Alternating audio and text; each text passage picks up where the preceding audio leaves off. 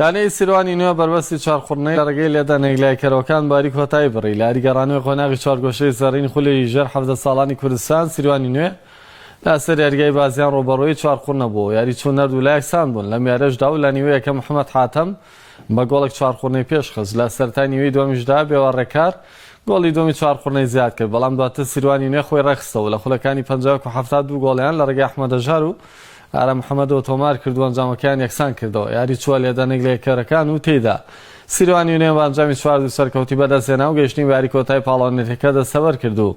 لە یاری کۆتاییش ڕۆبەڕووی یانەی ڕانیە دەبێتەوە.